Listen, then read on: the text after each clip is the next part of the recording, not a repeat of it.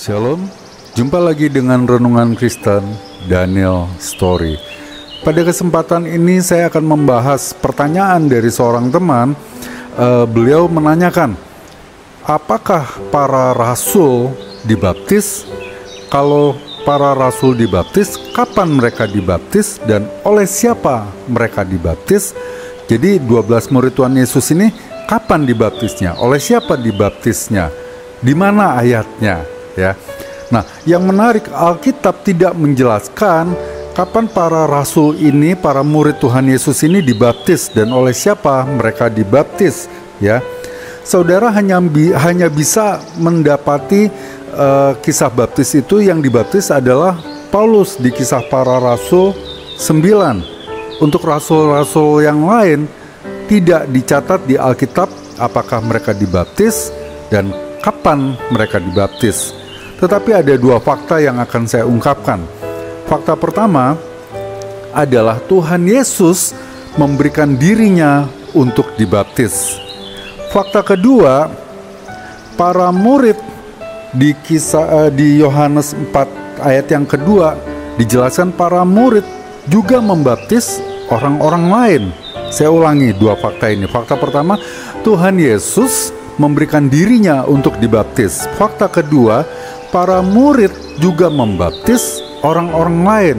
Dari dua fakta ini kita bisa menarik dua kesimpulan. Kesimpulan pertama, para murid pasti mengikuti teladan gurunya, yaitu Tuhan Yesus memberikan dirinya untuk dibaptis. Ya. Kesimpulan kedua, ketika para murid membaptis orang lain, artinya pasti para murid tersebut sudah dibaptis terlebih dahulu. Karena jadi aneh kalau mereka membaptis tapi mereka sendiri belum dibaptis. Tidak fair jika para murid membaptis orang lain tetapi mereka sendiri tidak terlebih dahulu dibaptis.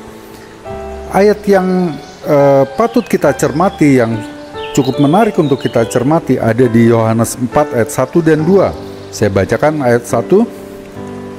Ketika Tuhan Yesus mengetahui bahwa orang-orang Farisi telah mendengar bahwa ia memperoleh dan membaptis murid lebih banyak daripada Yohanes, ayat 2-nya, meskipun Yesus sendiri tidak membaptis, melainkan murid-muridnya. Kita harus cermati ayat 2 ini bahwa objek pembaptisan yang diceritakan, yang dibahas adalah orang-orang lain di luar ke-12 murid Tuhan Yesus ini. Jadi Tuhan Yesus tidak membaptis orang-orang lain yang dibaptis oleh murid-murid Tuhan Yesus ini. Ya, saya percaya murid-murid Tuhan Yesus ini sudah dibaptis terlebih dahulu oleh Tuhan Yesus. Dan kemudian tugas pembaptisan itu didelegasikan kepada murid-murid Tuhan Yesus yang 12 ini untuk membaptis orang-orang lain. Ya, jadi sekali lagi kita bisa menyimpulkan bahwa murid-murid sudah dibaptis dari topik-topik, dari poin-poin yang sudah saya bahas tadi.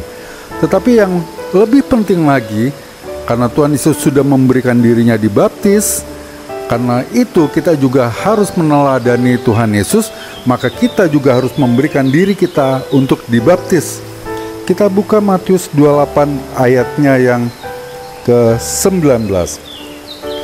Karena itu, pergilah, jadikanlah semua bangsa muridku, dan baptislah mereka dalam nama Bapa dan Anak dan Roh Kudus. Jadi, baptisan harus dalam nama Bapa dan Anak dan Roh Kudus. Itulah perintah Tuhan Yesus. Tuhan memberkati.